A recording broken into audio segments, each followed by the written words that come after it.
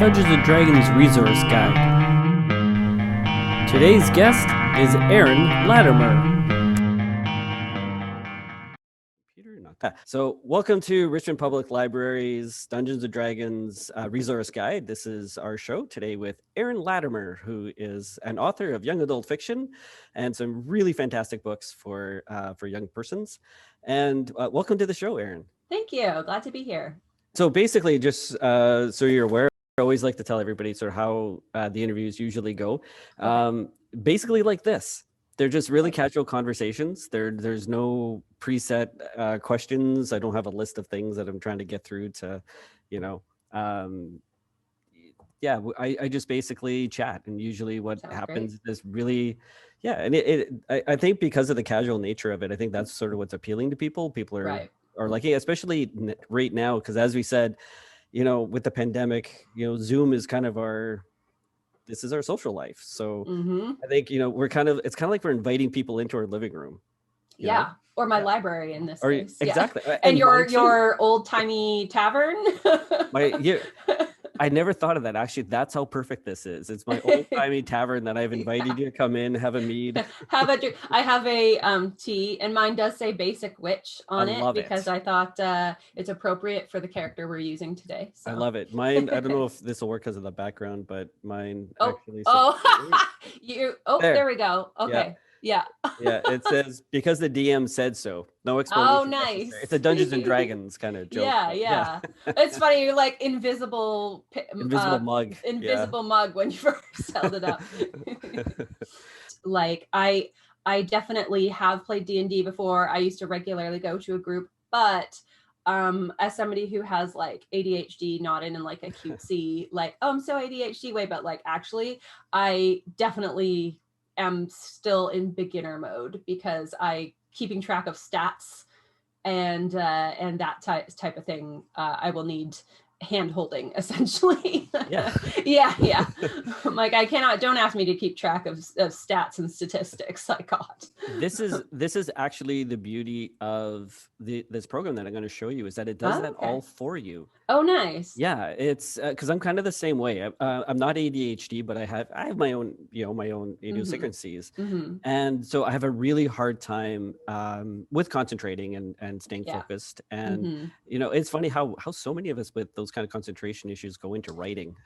Yeah, I've actually found, like, I'm part of whole like discords and stuff of actual authors with ADHD diagnoses. It's crazy actually seeing that there definitely is a correlation between the two, like ADHD and creativity in general. I don't know if it's because like our minds are basically internally chaos at all times, and maybe, creativity and we like different ways of thinking comes out of that chaos. I don't know, but there's definitely association between the two for sure. Yeah, for sure. Yeah. And then for me, for running games, it became really difficult because I had to keep track of everything. Yeah, no way I could do that. The idea of Dungeon Master really appeals to me as a writer, but like looking at the mechanics of doing it, I'm like, no.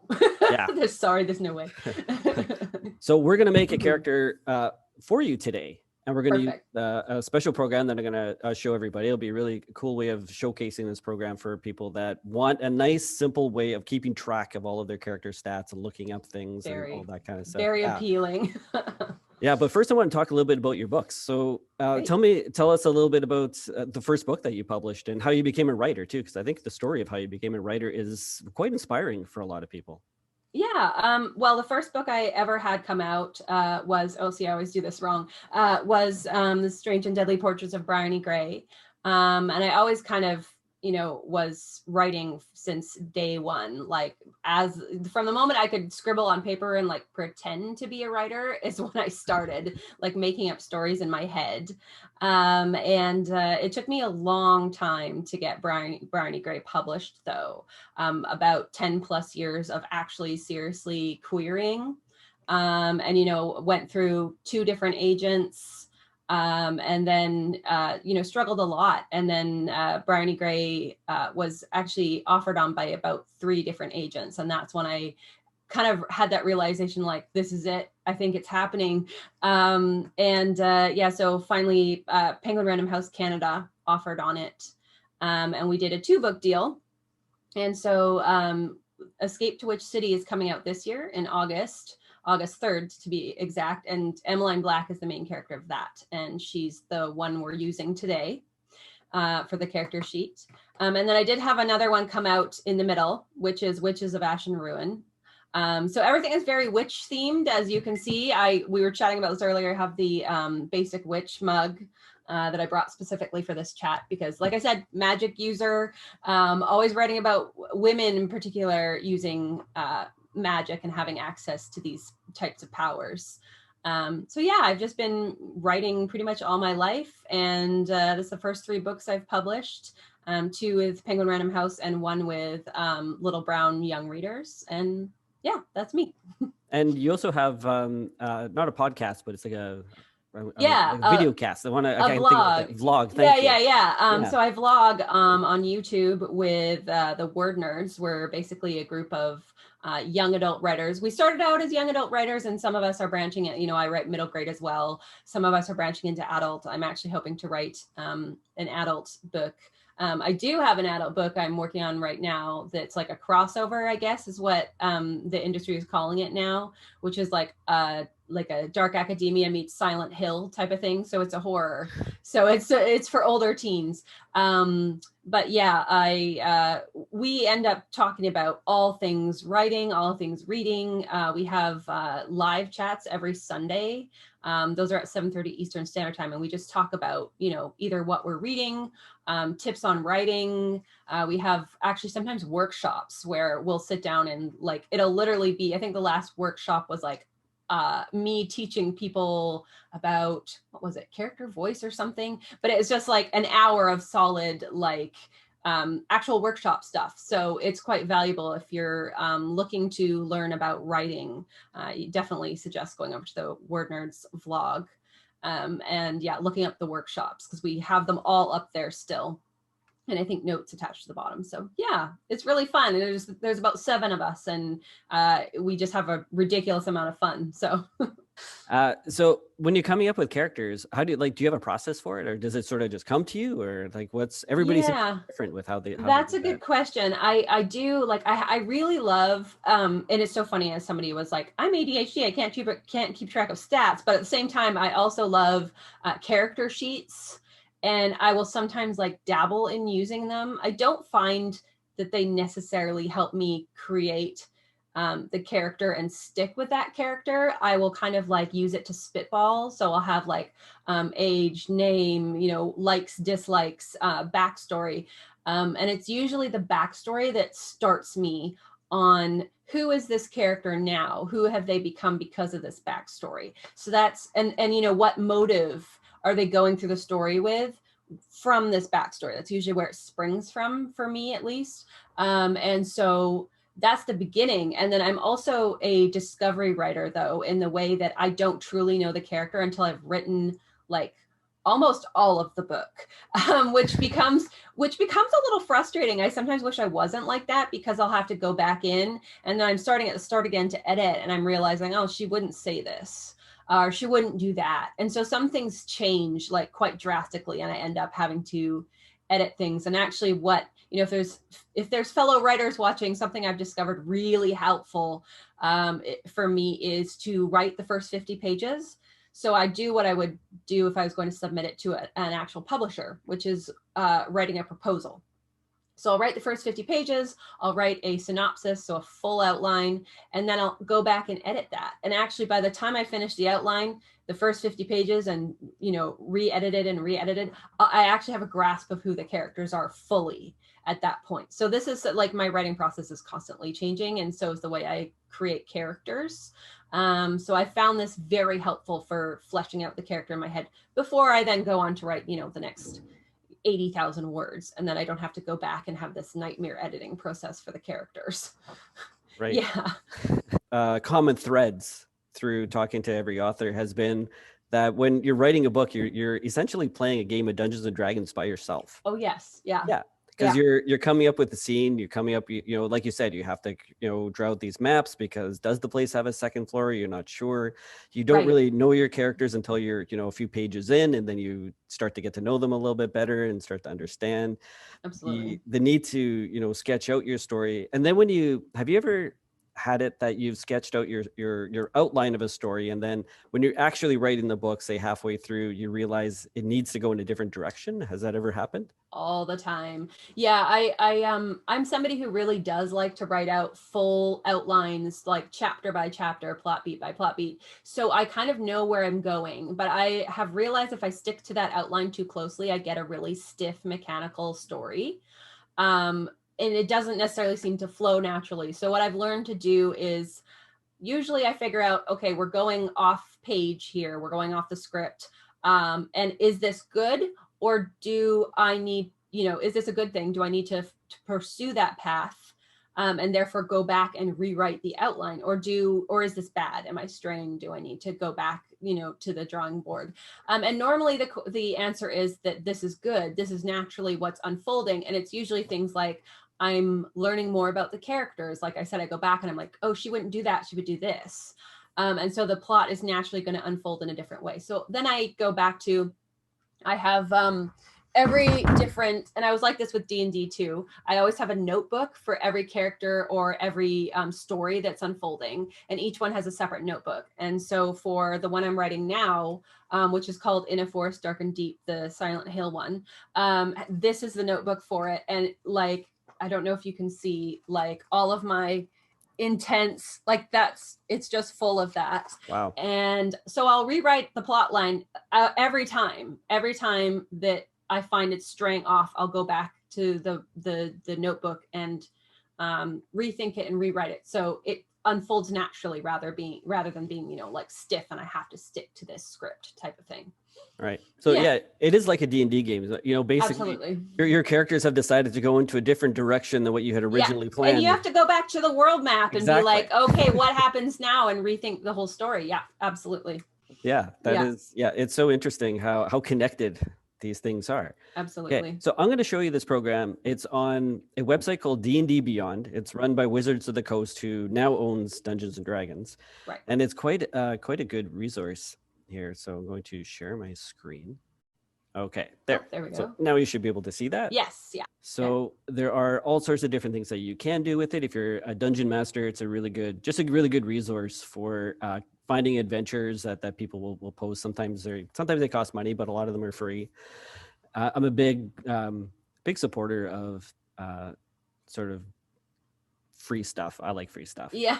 Who doesn't? And yeah, exactly. So if you go in collections, we're going to go to my characters, which is where we're going to go. And the other thing that's really kind of cool about this is it also has a dice rolling app in it. Oh, nice. And it's really satisfying to actually watch these virtual dice because they actually look like they're rolling and they make the sound that dice make. Oh, nice. Yeah. So if you are playing with people online, it's just a way of doing it nice and feeling satisfied from it. Yeah, because I'm always losing my dice. So that's a good idea. Yeah. And okay, so I'm going to create a new character. And it's going to bring us here. And it's kind of nice because it goes through everything step by step. And you can do, like, if you're a DM, you just need a quick character, or somebody joining your game that first time, you can do a quick build.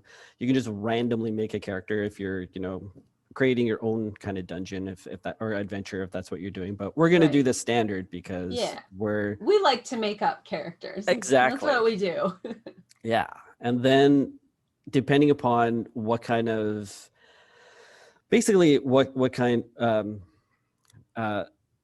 whether or not you paid money into D&D Beyond, there's different things that you can do if you bought books through them and stuff, which I have not. Okay. So but I'm just going to turn on everything that will allow us to do all the basic stuff, because that's really all we need. Perfect. And there we go. And okay. And so all this kind of stuff, if you were a player, you would ask your dungeon master, what do you want me to have turned on for making my character? Because it's the DM that gets to make those kind of rules. Right. So as the player, you kind of get that part, you get the easy thing. This is the part where you get to make the choices. Okay. So for your character, you get to choose a race, and this is your elf, dwarf, human all those kind of things. So Mm-hmm. for your character, you can stick with exactly what's in the book, or if you want, you can go a little bit different. But these, I'm just going to scroll to show you the choices here. I don't know what the equivalent of a witch would be. Do we have anything like that? Let's see. Which will be the next step? So okay. that's good. Yeah. So that's human going for perfect. The first one, I would think. Yeah. Okay. Human variant. What does that mean? Not sure. Oh dear. And we're going to choose that as our race, and then you do get to make a couple of choices here. So you get to speak some different languages. So for your character, what kind of languages do you think they would speak? Celestial would be, if talking to angels. Abyssal would be talking to sort of demons. Well, she's gonna be pretty boring in this case. She's just gonna be speaking human, I guess, or is that an option? It's she already gets human. Okay. So she wouldn't speak any of these. Nothing else, eh? Okay. So we're going to we're actually just going to say that do you have to pick one then? Eh? Yeah. Okay. So I was just thinking, just for okay, well, yeah. I'm going to think about her character then. If she has to speak one thing, she would probably, what's deep speech? Deep speech, boy, that's a good question. You know what? That's actually new to me. So and I'm glad that you asked. So whenever you're playing D&D and you're totally curious about what something might be, if you go to Google and just go deep speech, and then Roll20 is a really good resource for. It's an online compendium of all D&D stuff, and not just D&D. Actually, it does other games too, but D&D is one of them. And this is basically where I find out all that kind of stuff. So, deep speech would be things like mind flayers and beholders. So beholders are the sort of iconic creature that D&D actually created, which is like the giant eyeball that floats around. I know what you mean. Yeah, and then mind flayers are the ones that kind of look like Cthulhu. So they have, they look like they have an octopus head, but they speak through telepathy. And which is, let's do that then. I like the idea of her speaking to Cthulhu type creatures. Yeah, we'll make her a little bit different than the book. This is making me want to write a 12-year-old character though. That's like, what up, Cthulhu? Just my bud, that would be kind of amazing. That could be your early reader book. What up, Cthulhu? What up, Cthulhu? Okay, so now you get to choose the class. Okay, so what's the equivalent of a witch then? So we gotta. So this is the interesting thing. So I'm going to explain sort of the three different things that you can be that would be the equivalent, because there's the sorcerer, and you can tell me what kind of witch she is, because there's the sorcerer, the warlock, and the wizard. The way to think of them is wizard is kind of like your Harry Potter, who actually went to school, got educated, got his master's degree, and now really doesn't think that it's proper wizardry unless you've gone to school. Educated. Educated. The sorcerer. The classist. Yes, the classist. The sorcerer is more the one that couldn't really afford school, but had some skills, learned it on the streets, found either a lower creature or an upper creature that they bargained with to give them some abilities. And every time they use magic, there's always a chance that they're not going to do things perfectly because they're learning as they go. To me, the more interesting of the characters. Yeah, definitely. Yeah. And then you have your warlock, which is more kind of in between the two, I guess. Like you could, they're educated, but they're a little bit on the darker realm. Yeah, I was gonna say, I feel like, I don't know if this is just from playing D&D, but or also reading fantasy in general, but warlock to me always has a little bit negative connotations. Like they're on the darker side. But I think for Emmeline Black, because in Escape to Witch City, magic is forbidden, and if you have it, you keep it under wraps. So she's sort of learning independently. So I think she would be a sorcerer. All right. That's kind of what I thought too. Yeah. So here's our sorcerer. We're going to add the class. Perfect. And you get to choose a few more things. So one of them is your proficiency. So the way D&D works now is, actually, that's something else I'm thinking of. So for D&D, you can only use certain types of weapons depending upon your class because you're mostly using magic. So you could basically use daggers, darts, slings, quarterstaffs, light crossbows, which is still pretty cool. Definitely. Your saving throws that you're really good at are Constitution and Charisma, which I'll explain a little bit more later. But Constitution is your health, so Right. that's how healthy you are. Charisma is basically how charming you are. Right. So in old D&D, charisma used to be how good looking you were, which Oh, interesting. yeah, which I think I changed it. I don't know if it actually meant to be changed, but I changed it that charisma, it doesn't matter how good looking you are, it's how you present yourself. Because I think that somebody Right. who isn't traditionally, good looking, if they come If if they they're come still across a certain charming. way, they're really Yeah. charming, then their charisma is, that's what to me what charisma is. For sure. And even if you're a good talker, because when I'm looking back on the D&D I used to play like years ago, I think our dungeon master kind of must have hobbled together like his own story and like some kind of hybrid version of new and old, because it was both for us. Because my character was, like I said, an elf sorcerer type thing, and she was high on charisma, so it would be like fancy talking getting her, and she was attractive as well, and it would be like the combination of that and fast talking getting her out of situations.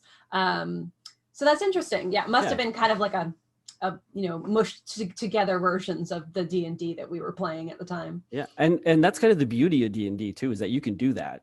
You can make any change to it that you want. Yeah, we got weird and creative, the more we went on, for sure. Actually, yeah. And yeah, that'll happen again when you start playing. So you do get to choose a sorcerer's skill. All right. So now the way D&D works is, so the way D&D used to work was, as a character class, you could only do certain things depending upon who you were. Like fighters were good at fighting, wizards were good at sorcery. Right. But now you can actually try to do anything. Whether or not you can succeed at it is the roll of the dice, but you can try anything. So for example, Arcana is the knowledge of magic. Deception is the ability to deceive people. Right. Insight is, if you're talking to somebody and suddenly you sort of get a sense of whether or not they're telling you the truth, that would be your insight. Intimidation, as it says, obvious, yeah. Intimidating. Persuasion is the ability to talk somebody into something. Right. And then religion, which is sort of the knowledge of what everybody believes. Right. So you get to choose a proficiency, so you are good at one of these skills. Okay, I'm gonna pick deception because she's been lying about being a witch for a really long time. So that's good. Yeah, she gets good at it. And you get to choose one more. Oh, okay. Yeah, let's go insight. Insight. All right. And that's actually a good skill to have for somebody who's had to hide being a witch. Because she would need to be able to figure out quickly if she can trust someone. Exactly. Yeah. Actually, that is literally something that comes into play in the book. So that's kind of perfect. Oh, I like it. Okay. And now your sorcerer's origin is basically how they became a sorcerer. So like I said, unlike a wizard who goes to school, a sorcerer gets their sorcery from something else. Unfortunately, with D&D Beyond, unless you purchase the books and things, you don't get a lot of choice for that. I see. So we are going to have to give her draconic bloodline. Sure. Because it's the only choice. Yeah.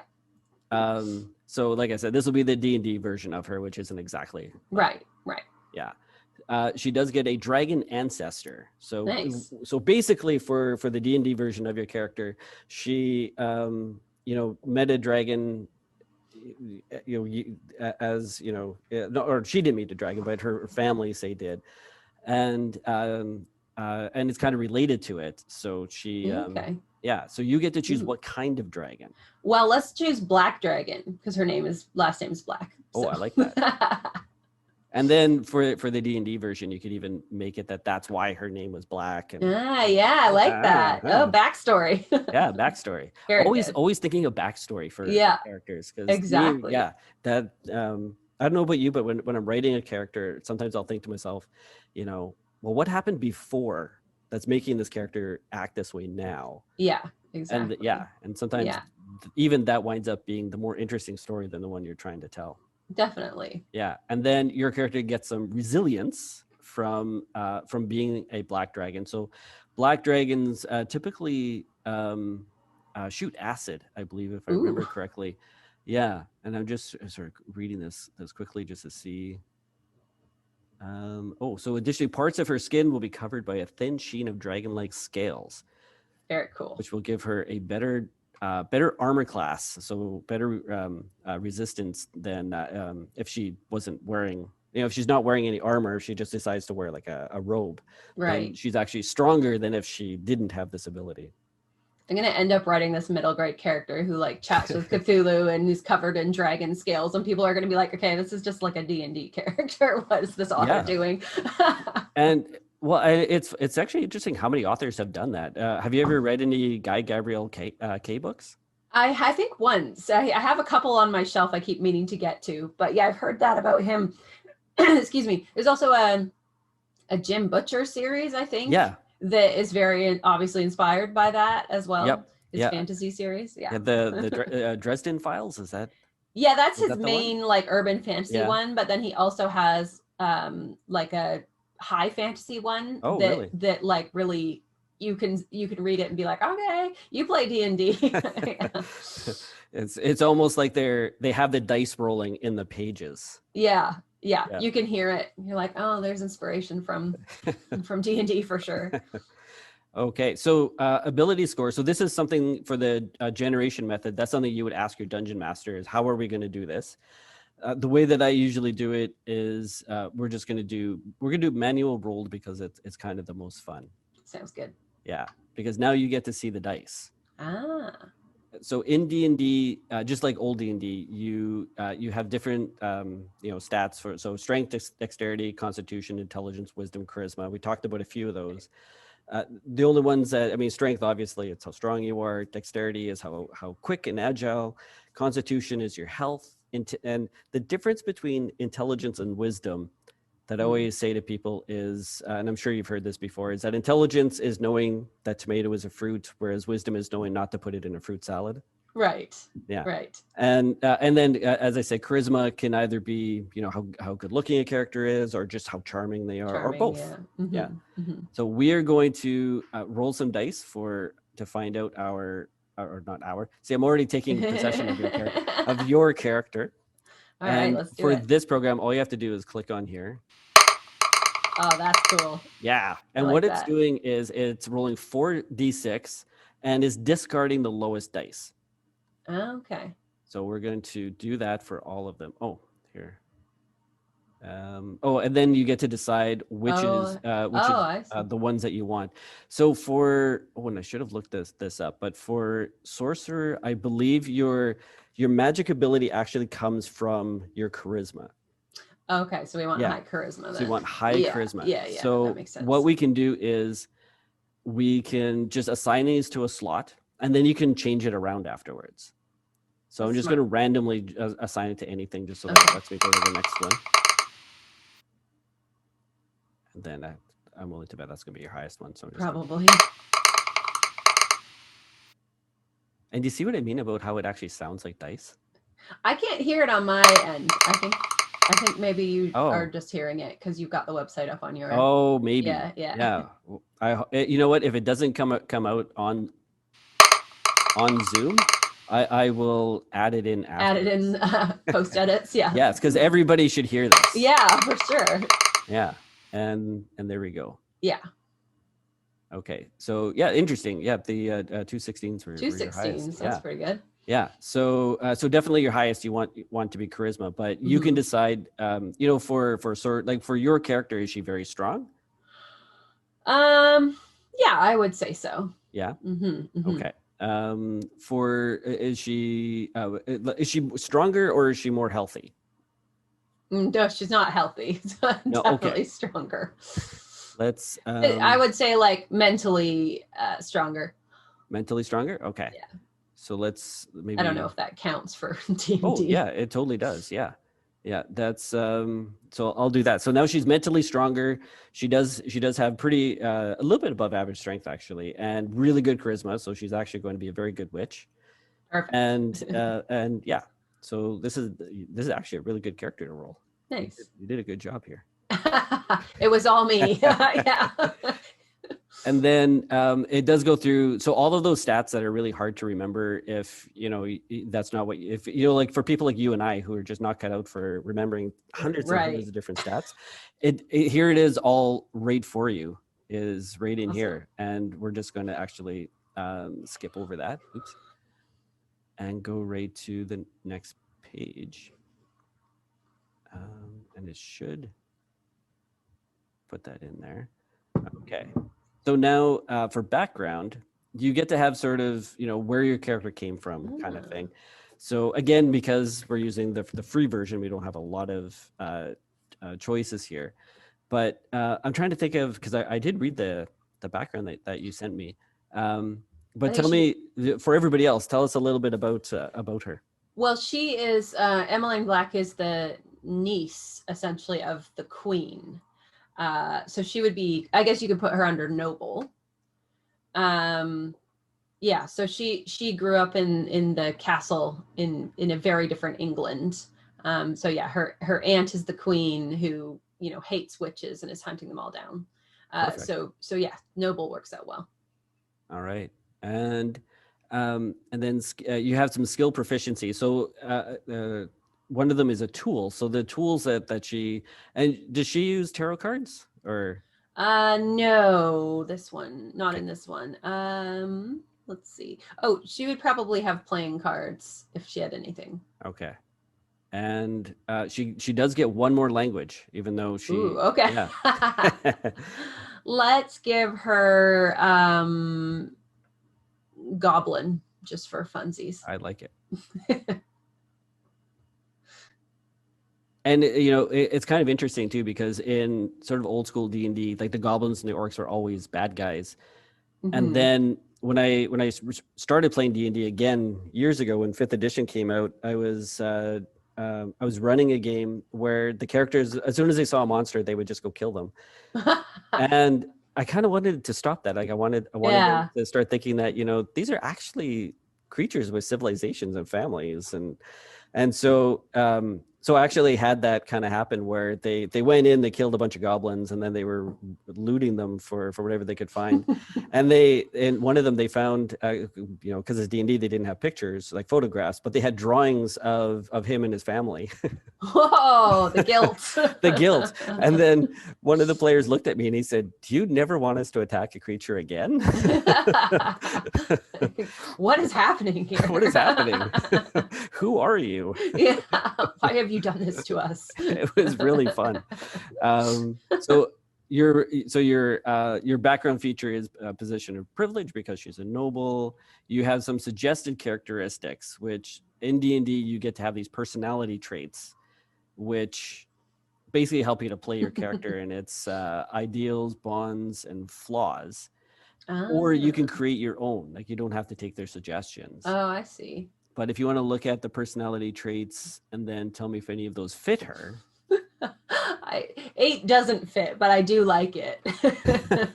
That's more me personally. I don't know if that counts. I'm going to say 6. Okay. So despite my noble birth, I do not place myself above other folk. We all have the same blood. I like it. Mm-hmm. So that will be her personality trait. And then ideals. Definitely not 5. I say probably 3. All right. And your bonds. Nope. Nope.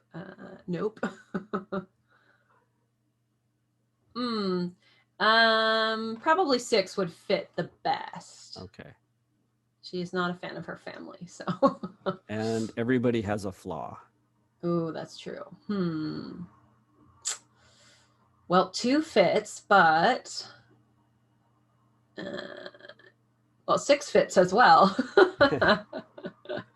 Let's say 2, because that's definitely the biggest, one of the main plots in the book. So perfect. And then we have alignment, which is basically, are you more on the good side or the bad side? So lawful good is you're pious. You try to never do anything wrong. Right. I see them as being very judgmental, insufferable. Insufferable. Yes. Chaotic evil is the very opposite of the spectrum, where you really only think of yourself. Total narcissist. Can't even imagine that somebody else's safety matters. It's you first.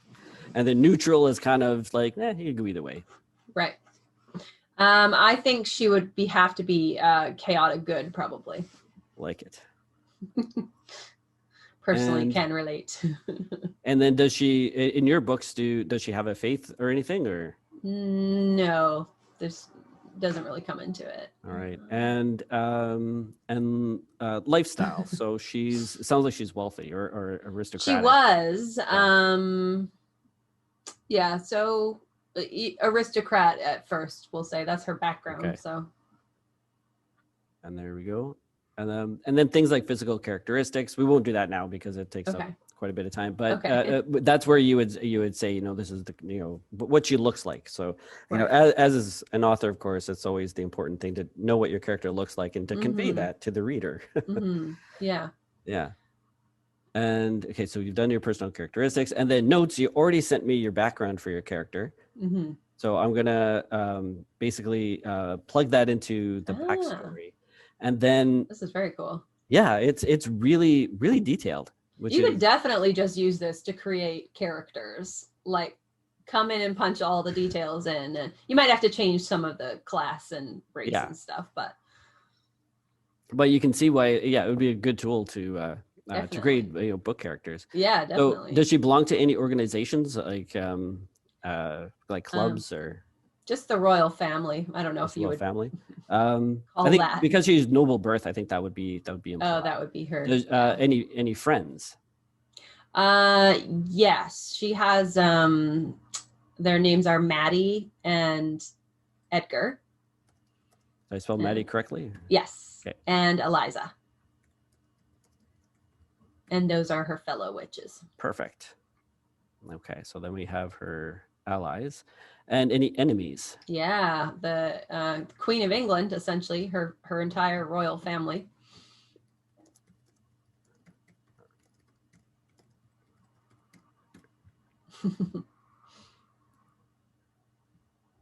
And backstory I'll plug in afterwards. And then if you had any, basically as you play the game, you might, as you wanted to take notes, that's what the other notes are for. Right.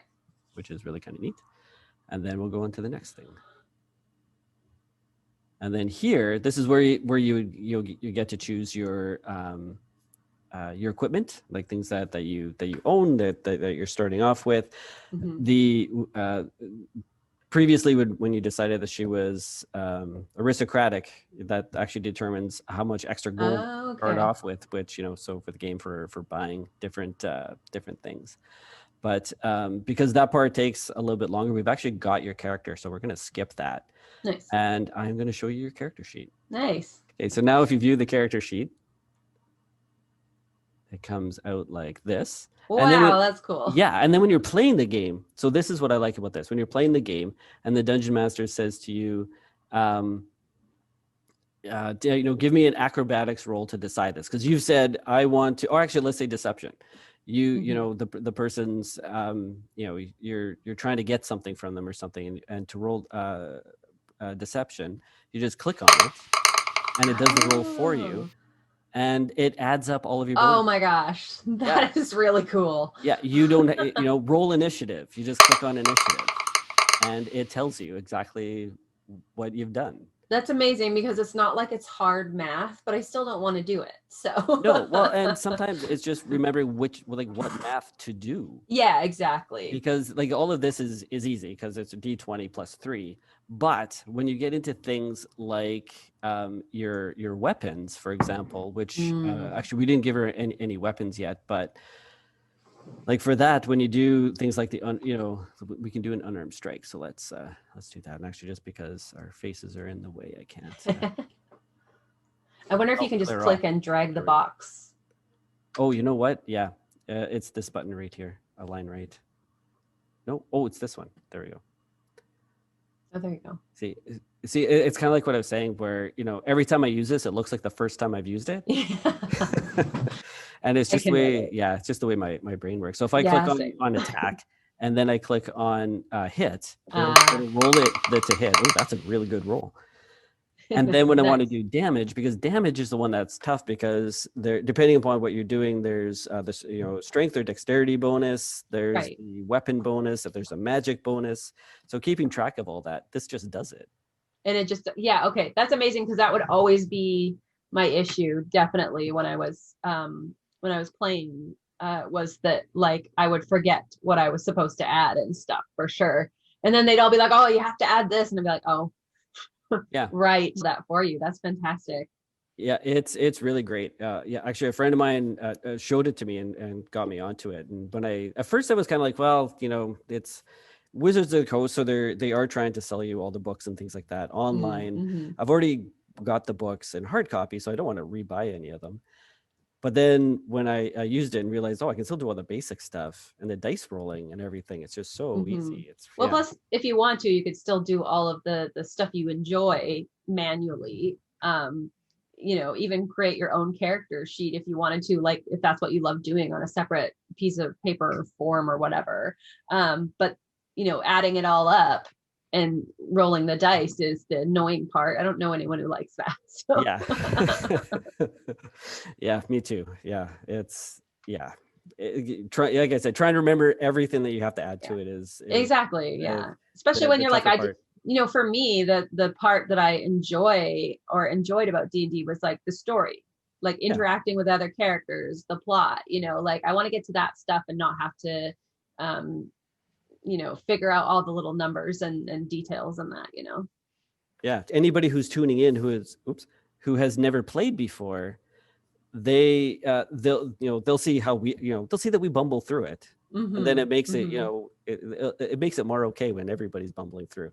Exactly. Yeah. Exactly. It's like going bowling, and it's more fun when nobody knows how to bowl than when you have that one person who's super like good at it, intense about it, and annoying. Yeah. Exactly. Yeah. All right. Well, enjoy the rest of your day, and awesome. You too. Have some good writing, and I'll see you online. Okay. Sounds good. Thanks so much. Bye. Thank you for tuning in to Richmond Public Library's Dungeons and Dragons Resource Guide. Tune in next time for more topics, or send us your questions. We'd love to answer them.